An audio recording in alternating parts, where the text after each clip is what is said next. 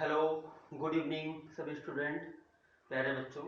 हम कक्षा 10 की विज्ञान के लिए आपको पढ़ाने के लिए आए हुए हैं और आपको अच्छे से समझा सकें, बता सकें, इसलिए हमको वीडियो बनाना पड़ा। अभी शाम के 7 बजे हैं और हम कल आपको वीडियो दे सकें, इसलिए आज रात को बनाने की कोशिश की और पहला वीडियो है। शायद इतना अच्छा ना बने, कोशिश करते हैं कि आपको हम अच्छे से बता सकें।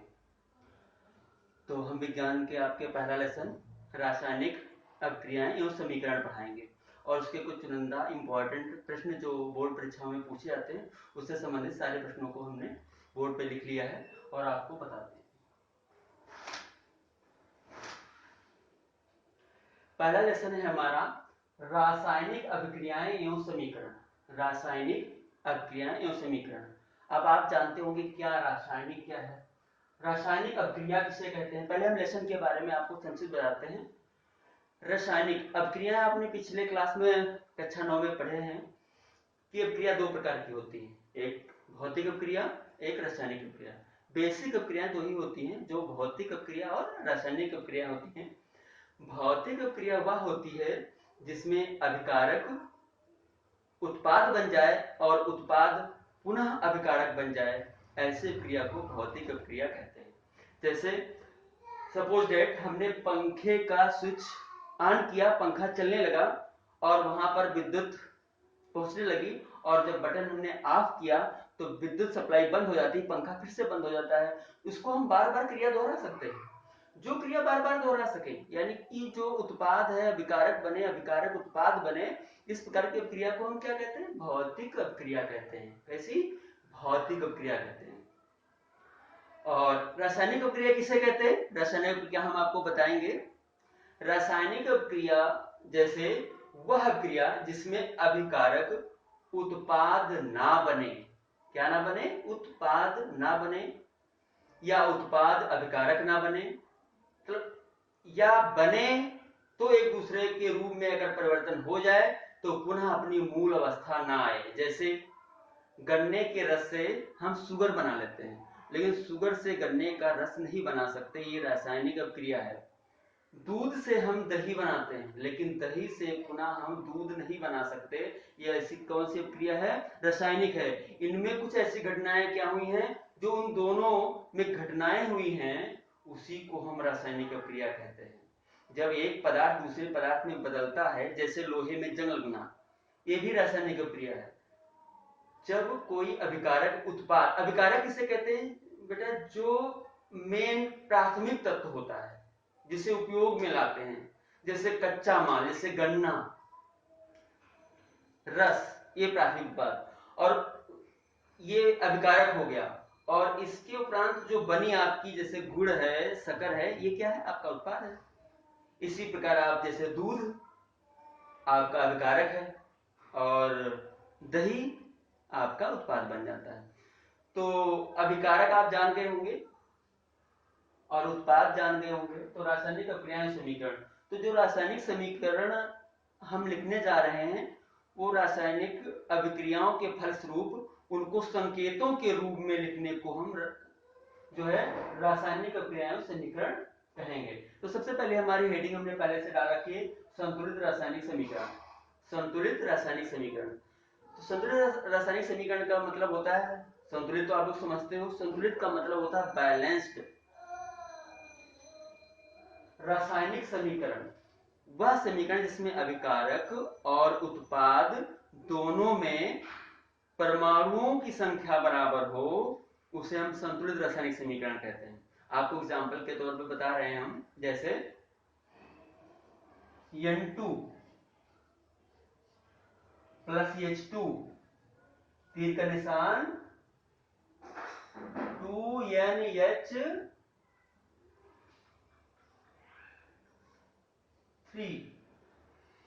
तो बेटा अब देखते हैं संतुलित है कि नहीं। सबसे पहले देखो, नाइट्रोजन के 2 परमाणु, हाइड्रोजन के 2 हैं, लेकिन यहां पर नाइट्रोजन 2 हैं तो 2 यही यहां पर भी हैं, और हाइड्रोजन के 3, और यहां पे 3 दूनी 6, हाइड्रोजन 6 हैं। तो यहां पर हाइड्रोजन हमारे 2 ही हैं। इसके मतलब जो LHS, ये पक्ष होता है LHS, और इधर RHS। तो बेटा बाएं पक्ष और दाएं पक्ष में तत्वों की संख्या बराबर होगी तभी समीकरण संतुलित होगा। किसी भी समीकरण में बाएं पक्ष और दाएं पक्ष दोनों में जो तत्वों की संख्या बराबर होगी तभी समीकरण संतुलित होगा, अन्यथा नहीं। यहाँ पर ये समीकरण संतुलित नहीं है क्योंकि नाइट्रोजन तो बराबर है परंतु हाइड्रोजन बराबर नहीं है। इधर 6 अणु हैं, इधर 2 अणु हैं। तो क्या करते हैं हम, इधर 3 दूना 6 है तो यहाँ पर 3 लगा लेते हैं। तो बेटा 3 दूनी 6, 6 इधर भी हाइड्रोजन हो गए, 6 इधर भी हाइड्रोजन हो गए। तो ये हमारा समीकरण संतुलित हो गया। इस प्रकार हम बाएं पक्ष और दाएं पक्ष के दोनों तत्वों की संख्या का मिलान करेंगे और मिलान करके बराबर करेंगे, उसको हम रासायनिक समीकरण संतुलन। रासायनिक समीकरण संतुलन से क्या फायदा है, इसमें हमें अभिकारक उत्पाद के तत्वों की सही संख्या की जानकारी प्राप्त होती है। तो कक्षा 10 की पहली विज्ञान है और ये पहला ही लेसन है रासायनिक अभिक्रियाएं समीकरण। तो इसमें समीकरण ही है, इसमें आपको संतुलित करना है और विभिन्न अभिक्रियाएं भी आपको देखनी होंगी। तो इसमें जो बहुत महत्वपूर्ण अभिक्रियाएं हैं वो हमने ली हैं, जैसे अपघटन।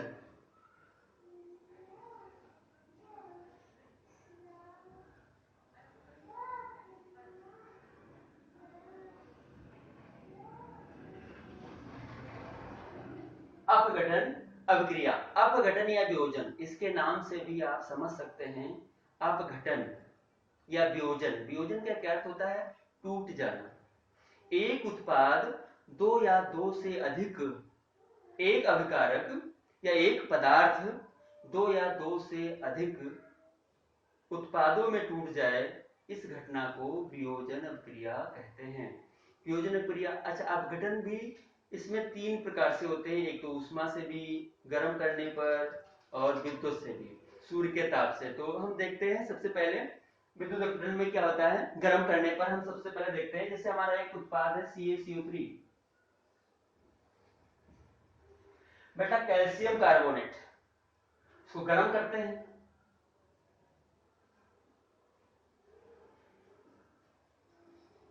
अच्छा, कोई भी पदार्थ एक अवस्था से दूसरी अवस्था में कब बदलेगा, जब तक कोई इसमें नया, कोई नई अभिक्रिया नहीं होगी तब तक पदार्थ नहीं बदलता है।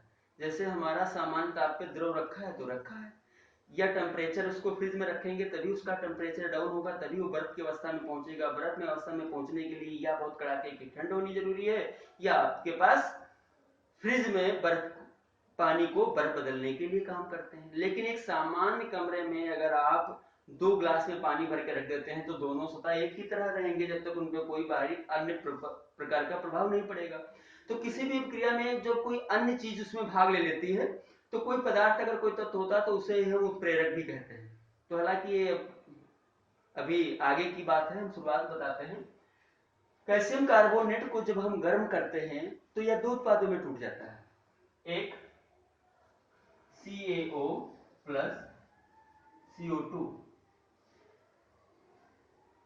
एक अभिकारक, इधर क्या आता है अभिकारक, इधर क्या है उत्पाद। बेटा कैल्शियम कार्बोनेट एक पदार्थ था, वो 2 उसमें घटकों में टूट गया। 2 घटकों में कौन, एक तो कलीचूना जिसको हम कैल्शियम ऑक्साइड बोलते हैं, और दूसरा carbon dioxide, carbon dioxide gas उसमें बनी। अच्छा, ये तीर का निशान लगा है, इसके अंदर समझते हो, तीर का निशान का मतलब यह है कि अगर तीर का निशान ऊपर की ओर लगा तो मतलब किसी भी रासायनिक अभिक्रिया में गैस बनी है जो ऊपर की ओर निकली है, ऊपर गई है, तो तीर लगाया जाता है। नीचे की ओर जब तीर लगाया जाता है तब ये होता है कि आपकी अभिक्रिया के फलस्वरूप कोई पदार्थ नीचे तली में बैठ गया, नीचे तली में बैठ गया है, तब हम नीचे की ओर तीर का निशान लगा देते हैं। किसी भी अभिक्रिया में पदार्थ जो नीचे अवक्षेप तली में बैठता है उसे नीचे की तीर लगा देते हैं, और किसी अभिक्रिया के फलस्वरूप जो गैस बनती है जो ऊपर उड़ती है उसमें हम ऊपर की ओर तीर का निशान लगाते हैं। तो बेटा हम आपको पढ़ा रहे थे अपघटन अभिक्रिया। अपघटन का मतलब ही होता है टूट जाना। तो टूटने की क्रिया भी 3 प्रकार की होती है। नंबर 1, गर्म करने पर, आप लोग भी जानते हैं, जब हम कैल्शियम कार्बोनेट को गर्म करेंगे तो कली चूना और कार्बन डाइऑक्साइड में टूट जाता है। और दूसरी चीज, सूर्य के ताप पर, ये बहुत इंपॉर्टेंट अपक्रिया है। सूर्य के ताप पर क्या होता है, 2AgBr।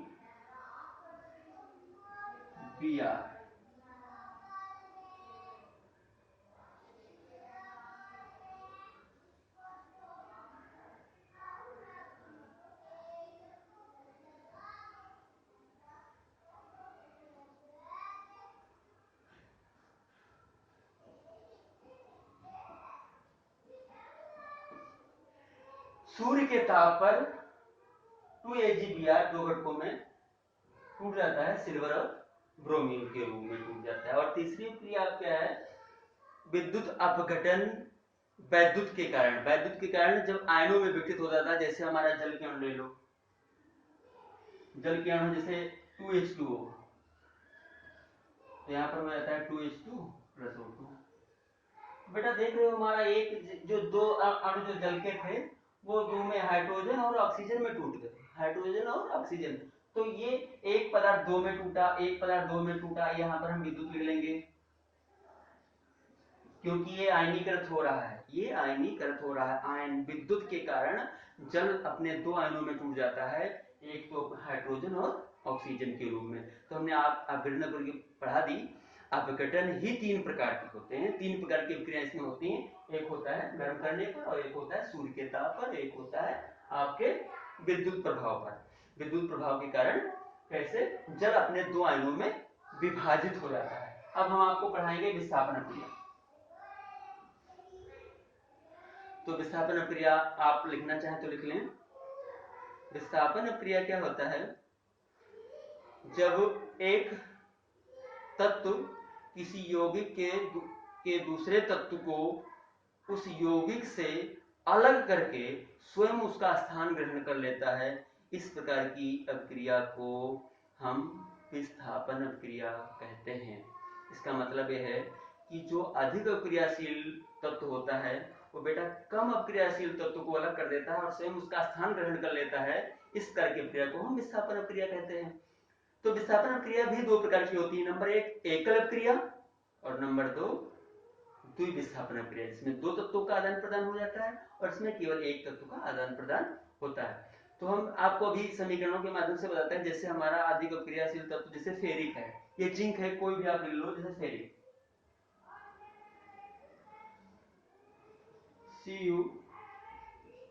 CuNO3, यहां पर हम ले लेते हैं जिंक से अपक्रिया कराते हैं,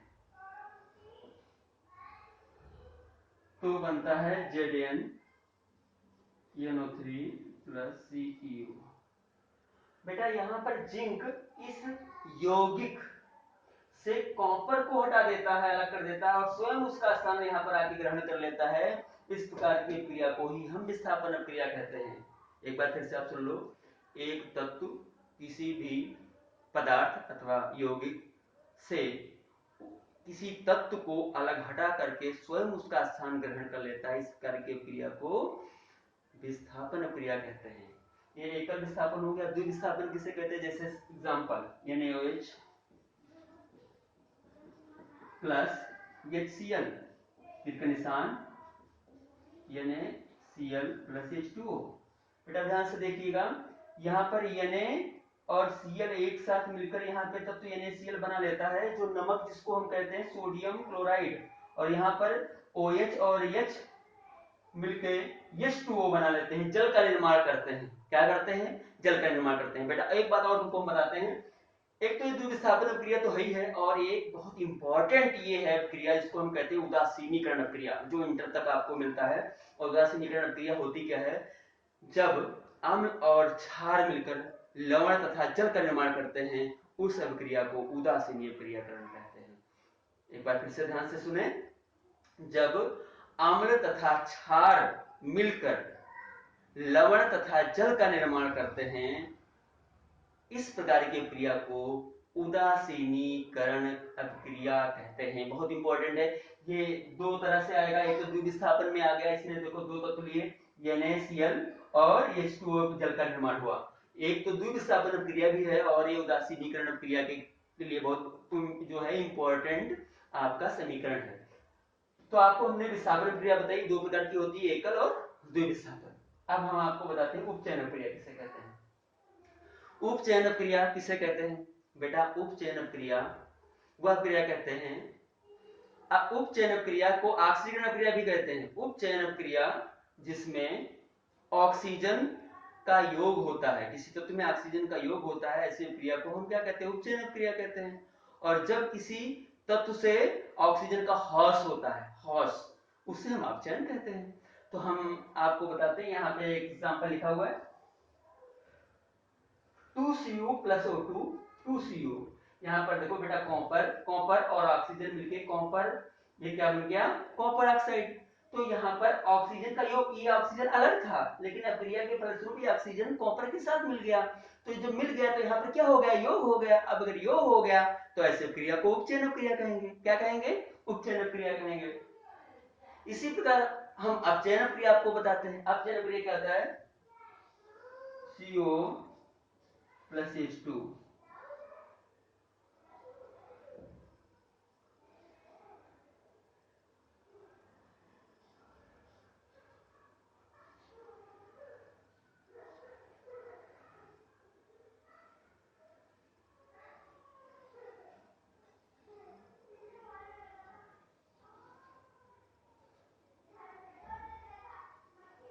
यहाँ पर देखो बेटा, कॉपर ऑक्साइड और हाइड्रोजन, हाइड्रोजन मिलकर क्या होता है? यहाँ पे कॉपर से ऑक्सीजन निकल जाता है, यहाँ से निकल जाता है, और यहाँ पर कॉपर अकेला बच जाता है और हाइड्रोजन के साथ ये ऐड हो जाता है। तो ये अभिक्रिया तो दो प्रकार की भी हो सकती है।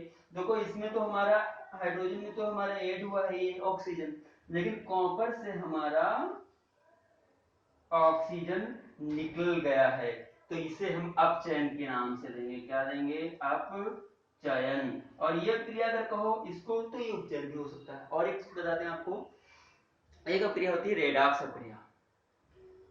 वह क्रिया जिसमें उपचयन अपचयन दोनों प्रकार की होती है, उसे हम रेडॉक्स क्रिया कहते हैं। बहुत मोस्ट क्वेश्चन है ये।